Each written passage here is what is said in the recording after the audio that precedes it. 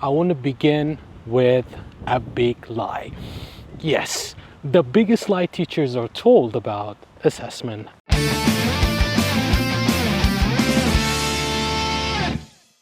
Hi everyone and welcome back to the channel. I've been away from YouTube for quite a long time, so let me reintroduce myself.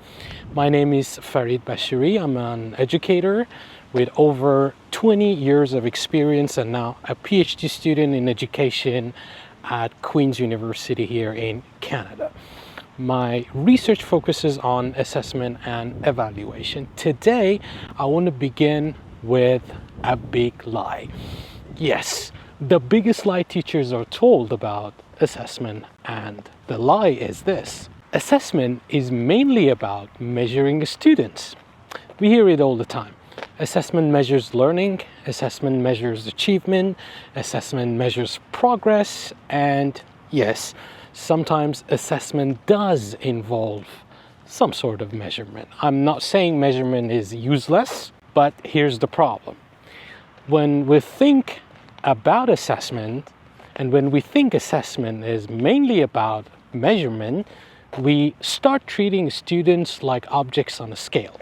Like, this student is 72 kilograms of mathematics, or this student is 48% fluent in English, or this student is medium rare in critical thinking. It becomes strange very quickly. The real purpose of assessment is not just to measure learning. The real purpose of assessment is to support better decisions about learning. That's the shift. Let me give you a simple example. Imagine you're teaching writing. You ask the students to write an argumentative paragraph. Student A writes something like, I think school uniforms are good because the students look nice and it is better. Now, if assessment is only about measurement, we might say, okay, this is a 5 out of 10. Fine, maybe accurate, maybe not. But what does the student do with that? A 5 out of 10 is not feedback, it's weather report. It tells the student there is a storm, but not where to find an umbrella. A more useful assessment response might be something like, you have a clear opinion, which is a good start. Now you need to give a reason that is more specific, and you need evidence or an example to support it. That tells the student something. It gives direction. It says, here's the next move. But at the same time, this is where many teachers get trapped, often through no fault of their own. Because schools often use assessment as a sorting machine.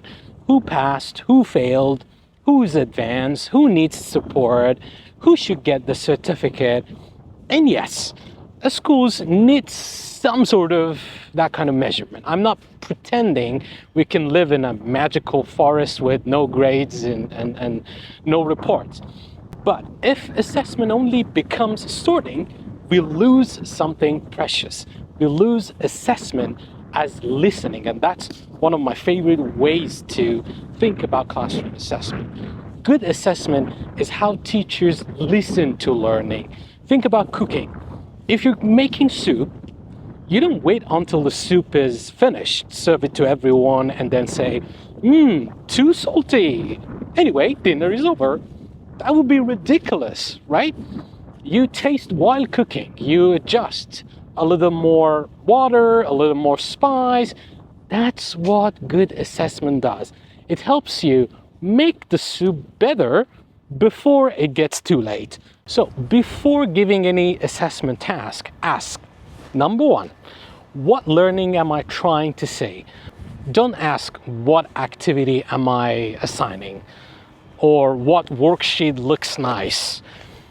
Ask, what learning am I trying to make visible? For example, am I assessing recall, explanation, argument, problem solving, creativity, collaboration, pronunciation, scientific reasoning? What is it that you want to measure? Be specific, because if the target is foggy, then the evidence becomes foggy too. Number two, what evidence would convince me?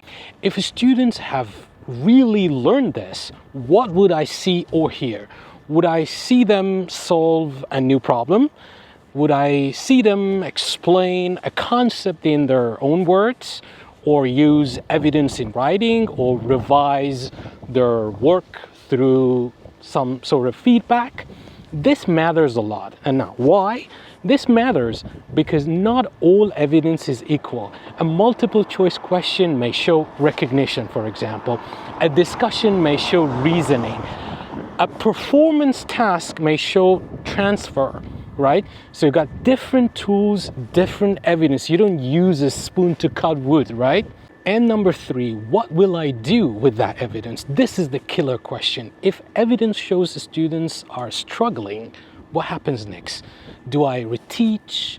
Do I regroup students? Do I give targeted feedback, change the example, offer a model, ask students to self-assess, or maybe just to slow down? If nothing changes after assessment, then we should be honest, maybe the assessment was mostly ceremonial. Yes, the biggest lie teachers are told about assessment is that assessment is mainly about measuring the students. I think assessment is much bigger than that. Assessment is about making learning visible. It's about improving decisions. It's about helping teachers teach better and helping students become more aware of their own learning. So yes, sometimes we need grades, we need tests, we need reports, but if assessment does not support learning, we have to ask, who is it really serving? That question will probably appear a lot on this channel. If you're a teacher, school leader, student, teacher, researcher, or just someone who's interested in more assessment ideas, this space is for you. My aim is to bridge the gap between assessment theory and classroom practice. In the next videos, we'll talk more about formative assessment, feedback, grading, student self-assessment, and in general, how to make assessment more useful and fun in everyday classrooms. For now, I'll leave you with this. Don't ask only, how do I measure learning? Ask a better question. How do I use evidence to move learning forward? That's where assessment starts to become more powerful and maybe, just maybe, a little less painful for everyone. And here's a final bonus tip before you go. After your next quiz, exit ticket or writing task or lab report, whatever it is, ask yourself one simple question. What decision should this evidence help me make? If the answer is, honestly, nothing, don't panic. We've all been there, okay? But that's your clue. The assessment may need a better job description, okay? See you in the next video.